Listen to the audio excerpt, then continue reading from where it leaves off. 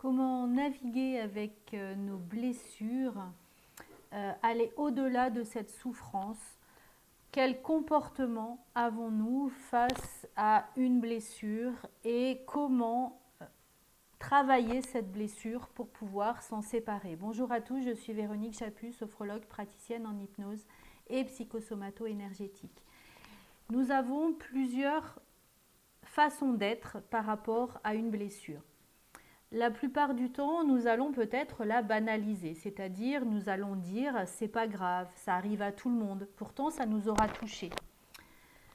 Le deuxième comportement que l'on peut avoir quand une blessure se réveille, c'est d'être dans le déni, c'est-à-dire ça fait mal, mais c'est comme si ça n'arrivait pas. Souvent, par rapport à ça, on va se mettre en colère pour ne pas voir cette blessure et ne pas glisser à l'intérieur de nous, justement parce que ça fait trop mal.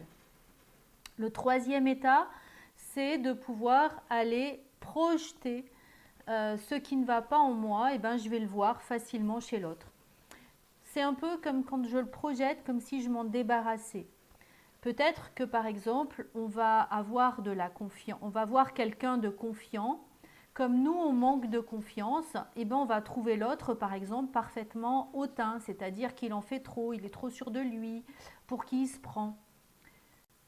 L'idée, c'est peut-être d'aller voir quelle est ma vision du monde, comment je parle des autres, comment je parle de mon entourage, de mon environnement en tout cas. Il faut bien penser que la blessure, c'est une souffrance et ça nous amène à faire des choix. Donc, aux choix qu'on va faire, on peut soit rejouer notre blessure, c'est-à-dire rester dans le subir. On peut aussi refouler notre blessure, c'est-à-dire faire parfaitement l'inverse de notre blessure, et aussi pouvoir la sublimer, c'est-à-dire aller dans une passion, œuvrer pour une noble cause.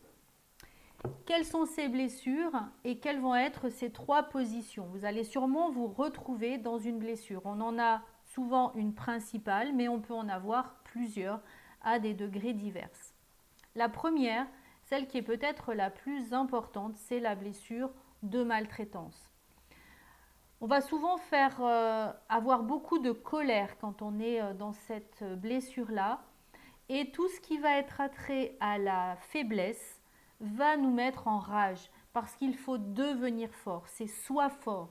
Donc on va avoir tendance à penser qu'il faut dominer l'autre, qu'il faut avoir toujours raison pour pouvoir avoir sa place.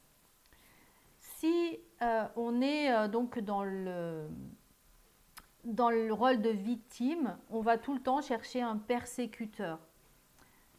Donc, à chaque blessure, je vous parlerai en premier lieu de comment on rejoue notre blessure, en deuxième lieu comment on la refoule et en troisième partie toujours comment la sublimer. Donc la victime va toujours chercher un persécuteur parce qu'on essaye toujours de rejouer cette blessure pour qu'elle soit différente. Bien sûr, ça ne fonctionne pas. On peut aussi être à l'inverse, c'est-à-dire devenir un persécuteur. Par exemple, le harcèlement. On va devenir harcelé quand on rejoue la blessure pour essayer de faire quelque chose de différent, mais toujours en faisant la même chose. On va passer harceleur, comme ça on change, on devient l'inverse, on devient le persécuteur, c'est-à-dire que là, il faut vraiment dominer l'autre pour pouvoir agir. Et dans la troisième possibilité, quand on va la sublimer, on va plutôt être contre la maltraitance, on va œuvrer pour la paix, pour le bien-être. La deuxième blessure qui là s'impose à tous, c'est la blessure de l'abandon. Effectivement, dès notre naissance, nous sommes abandonnés, nous sortons du ventre pour aller dans un endroit plutôt froid, moins douillet, avec peut-être de la lumière vive alors qu'elle était toute tamisée. En tout cas, on sort de ce bien-être et c'est la première fois que l'on va être complètement abandonné. Et puis on va revivre au fur et à mesure plein de blessures d'abandon, la crèche, l'école, etc. Il faut bien imaginer que l'enfant, quand il naît, il est totalement dépendant de la mère. Et cet amour que l'on va avoir est capital. Donc imaginez que pour X raison, la maman ne puisse pas s'occuper de son enfant, peut-être un prématuré, peut-être parce que la maman est malade, peut-être parce qu'elle fait de la dépression postpartum ou un accident, peu importe. En tout cas, l'enfant va, lui, s'inscrire dans cette blessure d'abandon, alors que la maman ne l'a pas abandonné, mais pour l'enfant, cet abandon, c'est vraiment beaucoup de souffrance et même assimilé à de la mort. Vous savez maintenant pourquoi, quand quelqu'un décède, il y a autant de souffrance, parce qu'on se sent totalement et complètement abandonné. Dans le premier cas, c'est quand on a cette blessure-là et qu'on la rejoue, il y a peu ou pas de relation durable. C'est-à-dire qu'on va toujours choisir quelqu'un qui va finir par nous laisser parce qu'on est trop demandeur, parce qu'on veut trop d'attachement. Quand on va à l'inverse, bien sûr, c'est nous qui allons provoquer des ruptures. C'est-à-dire pour ne pas souffrir de cette blessure d'abandon, on va laisser l'autre. Donc je laisse un travail, je laisse un conjoint, etc. Et la troisième solution, c'est vraiment dans la sublimation. On va essayer d'avoir des solutions d'entente, des solutions où on va essayer d'être dans la communication, on va essayer de trouver des solutions. Une troisième blessure que je rencontre très souvent, c'est la blessure de reconnaissance. On a besoin d'être à sa place, on a besoin d'être dans cette lumière pour être aimé. Alors, c'est peut-être le cas quand on apprend à ne pas faire ce que l'on aime. Par exemple, j'aime m'amuser avec les animaux et puis mes parents me demandent d'arrêter de jouer avec mon chien, mon chat, de regarder les fourmis et on va m'obliger par exemple à aller faire du tennis, à aller faire du violon, à aller faire une autre activité.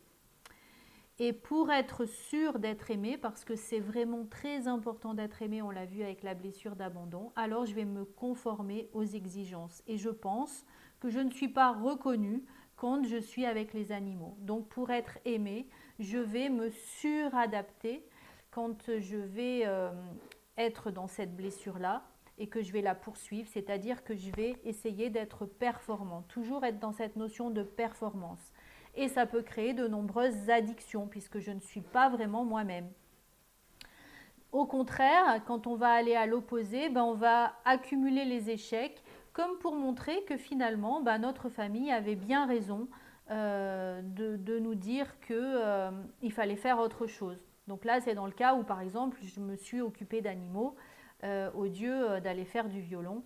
Et du coup, j'ai bien réussi à faire ce que je voulais, mais pour ne pas me dessouder de ma famille, je lui montre qu'elle a bien raison et que je ne suis pas capable de pouvoir m'occuper des animaux. Et la troisième sublimation, cette troisième voie de sublimation, c'est enfin de se sentir bien dans ce que l'on fait. Voici pour ces 3 premières blessures. Dans une prochaine vidéo, nous parlerons d'autres blessures comme la blessure de rejet, de trahison, d'injustice, d'humiliation et d'enfant roi qu'il nous reste encore à explorer. En attendant, je vous invite à diffuser cette vidéo, à la liker pour m'encourager encore à continuer ces vidéos et bien sûr de vous abonner à ma chaîne. Et vous avez toutes les informations en fin de vidéo si vous voulez aller plus loin. Belle journée!